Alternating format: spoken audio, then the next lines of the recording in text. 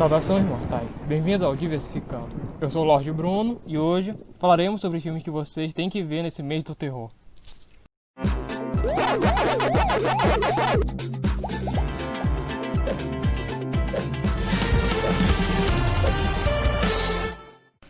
Como vocês sabem, o Halloween ocorre no final desse mês.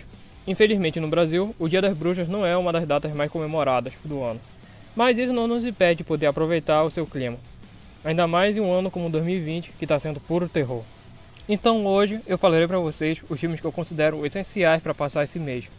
Mas antes, não se esqueça de curtir e compartilhar o vídeo, senão os espíritos zombeteiros irão atormentar vocês até fazerem isso. Então bora falar dessas obras. Começando logo pelo um dos maiores autores de terror dos últimos tempos, que é claro, é o Stephen King, que com certeza é aquele que teve mais material adaptado nos últimos tempos. E temos uns notáveis como Bala de Prata, Cemitério Maldito, Carrie a Estranha e, é claro, It a Coisa. Todos ótimos filmes e eu super recomendo bastante. Mas o filme que eu quero realmente falar pra vocês é o Iluminado, que é o mais prestigiado das adaptações, sendo dirigido pelo grande Stanley Kubrick, onde acompanhamos um aspirante a escritor aceitando ir cuidar de um misterioso hotel abandonado, tanto para tentar escrever seu livro, quanto para se reaproximar de sua família. Porém que começa a ser cada vez mais influenciado pelos espíritos do hotel, indo perdendo a sua sanidade aos poucos. Curiosamente, é o filme que o Stephen King mais odeia entre suas adaptações. Apesar da versão do Kubrick ser bem feita, principalmente por conta da atuação do Jack Nicholson, a raiva do King foi tanta que ele se meteu até mesmo a fazer sua própria adaptação para a TV da obra. Mas ela conseguiu provar que o Stephen fica melhor escrevendo livros do que filmes. Outro autor que deve ser mencionado aqui é Neil Gaiman, e uma das suas adaptações mais incríveis para o audiovisual é Coraline, que recebeu um belíssimo filme feito através de uma das maiores formas de arte feito pelo ser humano, o stop motion, sendo executado com excelência. Muitos parabéns à equipe envolvida. Aqui acompanhamos a jovem Coraline Jones, que acaba de se mudar para uma nova casa e se encontra sem amigos e estranhamente sendo ignorada por seus pais, fazendo ela acabar se tornando um alvo para uma misteriosa mulher que busca atrair ela para uma realidade aparentemente muito melhor, mas com fins nem um pouco bons, restando a garota usar de toda a sua astúcia para poder escapar das garras dela.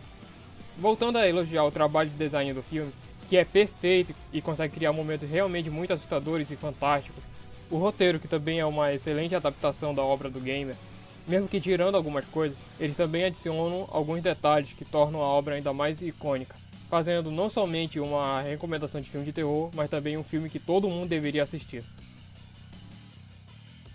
Um clássico é Evil Dead, mais especificamente o segundo filme. O primeiro filme foi um projeto entre amigos de faculdade, dirigido pelo diretor Sam Raimi, o mesmo responsável pela trilogia clássica do Homem-Aranha. Aqui, mesmo sem um grande orçamento, Raimi mostra que veio e cria todo um estilo próprio para o filme de terror, e com efeitos que, mesmo toscos, eram arrepiantes. Aqui, o jovem Ash Williams vai passar o final de semana numa cabana com seus amigos, incluindo sua namorada e irmã.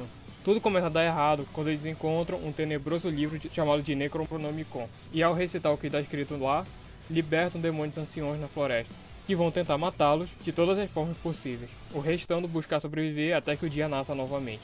O filme conseguiu fazer um grande sucesso, e Raimi conseguiu apoio para fazer o segundo, e com um orçamento maior veio o mais icônico filme da franquia, o Evil Dead 2, e que na verdade é um remake do anterior, que ainda é bem assustador, tem uma ótima direção, mas também adicionou bastante humor, o que acabou casando bastante com o filme, e com a interpretação de Bruce Campbell, que retorna como Ash, tornando ele um herói bastante duvidoso, mas que consegue se virar contra os demônios, além de ser bastante carismático.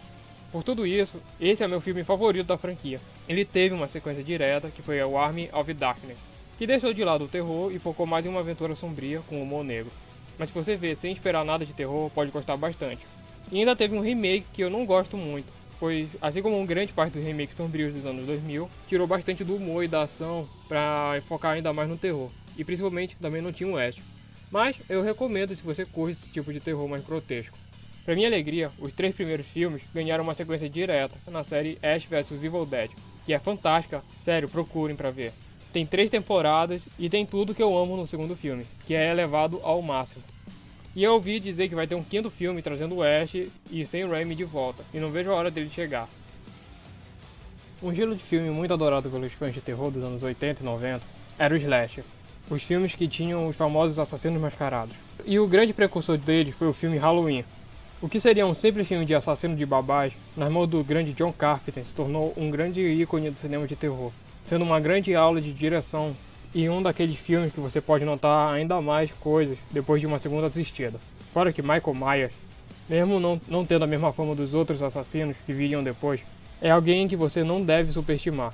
Carpenter construiu ele para ser o real mal encarnado, imparável e realmente assustador, principalmente por ser um assassino silencioso e com uma máscara sem expressão nenhuma, o que dá um grande nervoso em quem assiste.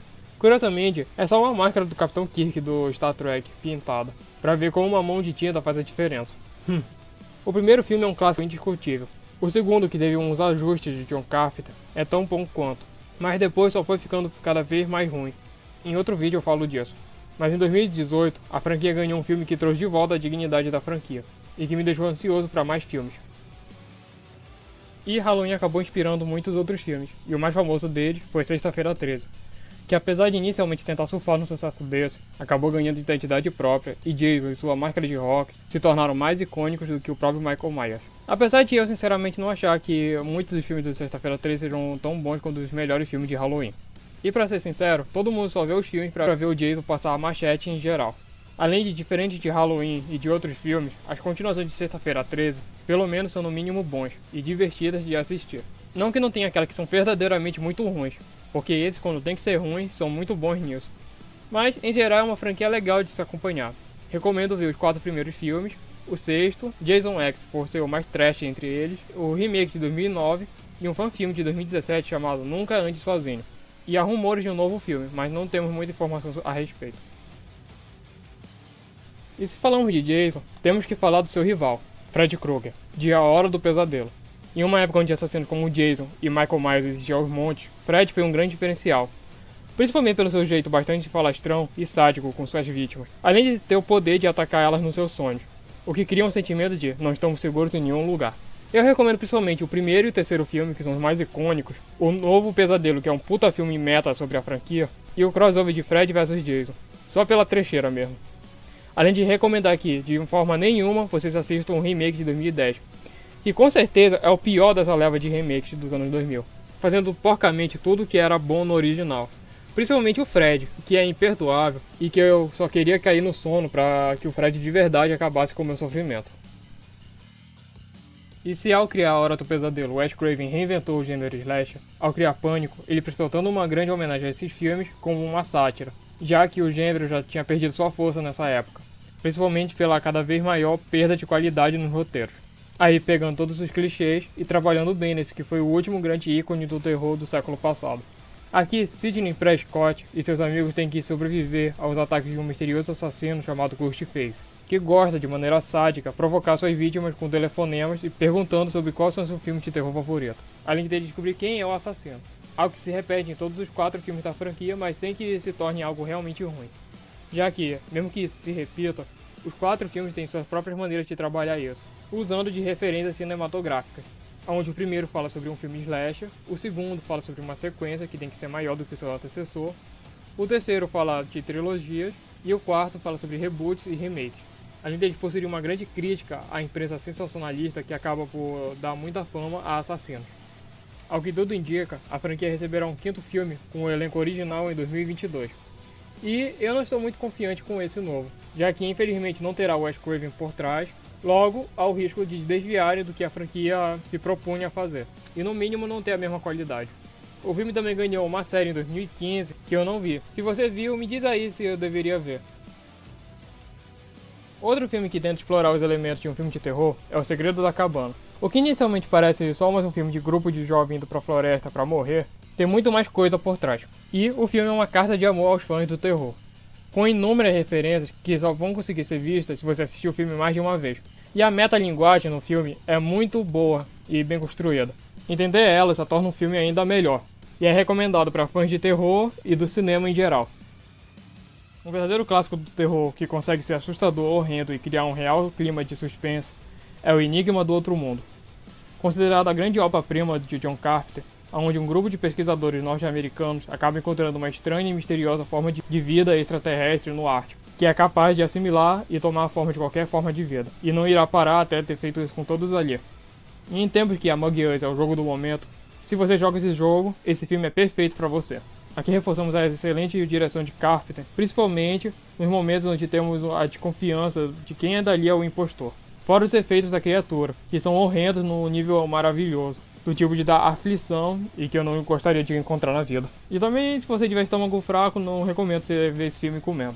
Em 2011, o filme ganhou uma prequel, que assim como qualquer prequel de terror, é dispensável. Se for assistir, veja depois do original para não estragar sua experiência. Curiosamente, O Enigma de Outro Mundo é um remake de um filme de 51 que hoje em dia não é assustador. Nem sei se um dia foi. E não podemos falar de terror espacial sem falar de Alien, o Oitavo Passageiro, um clássico de Ridley Scott que criou um dos seres mais famosos e ameaçadores do cinema, onde uma tripulação de uma nave rebocadora tem a infelicidade de acabar cruzando com ela. O primeiro filme é um terror, suspense e ficção científica excelente, e por se passar todo dentro de uma nave pequena, causa uma sensação enorme de claustrofobia. Fora que o ambiente é perfeito para o xenomorfo rastejar completamente camuflado e surpreender suas vítimas. Alien teve uma continuação que é Aliens: O Resgate, mas que se tornou mais um filme de ação do que terror. Mas é tão bom quanto o primeiro. Infelizmente, depois desse, a qualidade do filme foi cada vez mais diminuindo. Em 2012, parecia que a franquia voltaria com tudo, depois do filme Prometheus. Mas Alien Covenant tá aí como uma grande decepção, e que nos faz duvidar que terá um novo filme tão cedo. E não poderíamos falar de filmes de terror sem recomendar um filme de zumbi. E falando dessas criaturas, a recomendação, é claro, é do diretor que praticamente os criou, ou seja, Jorge Romero. Entre os seus inúmeros filmes, os mais icônicos é a franquia da Noite dos Mortos, começando em A Noite dos Mortos Vivos, O Despertar dos Mortos, O Dia dos Mortos e aí em diante. Vale também recomendar o remake feito por Zack Snyder do Despertar dos Mortos, chamado A Madrugada dos Mortos. Claro, os filmes do Romero não se tornaram famosos somente por serem realmente assustadores e terem popularizado toda a mística em volta dos zumbis, mas também por suas geniais críticas sociais, algo que falta muito nos filmes de zumbi hoje em dia. Porém, tão bom quanto os filmes aterrorizantes e com boas críticas sociais, são os filmes que conseguem ser assustadores, geniais e divertidos, que é o caso do filme A Volta dos Mortos-Vivos, que é uma não oficial continuação dos filmes do Romero, e que também cria uma importante característica dos zumbis que temos até hoje em dia, que é sua irrefreável fome por cérebros. Aqui temos uma ótima direção, personagens incríveis, a musa do terror trash, Linnea Quigley, e os zumbis, não só com um excelente trabalho de maquiagem e de efeitos especiais, como também são os mais mortais do cinema. Sério, um desses zumbis é mais perigoso do que qualquer um de Guerra Mundial Z. A Volta dos Mortos-Vivos ganhou uma sequência que até que é boa, mas depois dela também se tornou uma franquia que ao longo do tempo foi se tornando cada vez pior. E que infelizmente hoje não tem uma grande chance de ganhar nem sequer um novo filme. Um tipo de filme que eu também adoro são antologias, ou seja, várias histórias paralelas reunidas em um único filme. E essa temática é muito usada no cinema de terror. E entre vários ótimos exemplos, a que eu vou recomendar hoje é O Conto do Dia das Bruxas, que possui 7 histórias que se passam no mesmo Dia das Bruxas, sendo uma homenagem às lendas urbanas desse feriado. E é um ótimo filme caso você só queira passar o tempo. E para finalizar, não posso deixar de falar de um filme nacional. E o Brasil tem ótimas recomendações, mas hoje falarei da obra do pai do cinema de terror nacional, o saudoso Mojica Marins, ou o Zé do Caixão se preferir. Mais especificamente, a trilogia protagonizada pelo seu icônico personagem, que começa em A Meia-Noite Levarei Sua Alma, onde mostra o cruel e sádico Zé do Caixão, obcecado em ter um filho e fará de tudo para conseguir isso. Na sua sequência, Essa Noite Encarnaria em Seu Cadáver, mostra ele ainda atrás de seu objetivo, mas se tornando cada vez mais perigoso, enquanto começa a questionar a si mesmo e suas crenças. E só em 2008 que chegou o terceiro filme, Encarnação do Demônio, mostrando o Zé sendo o solto de um manicômio nos tempos atuais, e se deparando com um grupo de seguidores dele, que buscarão ajudá-lo a ter seu desejado filho.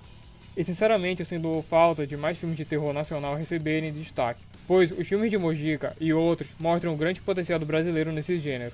Infelizmente, o Zé do Caixão nos deixou no início desse ano, e eu espero que seu legado nunca seja esquecido, não só pelos apaixonados por filmes de terror, mas por cinema em geral, sendo um grande exemplo de autenticidade. Então foi isso, mortais. Espero que essas dicas tornem suas noites de outubro mais interessantes. Contem-me nos comentários qual desses filmes vocês são fãs e quais suas preferências de filmes de terror. Agradeço pela presença de vocês e até a próxima.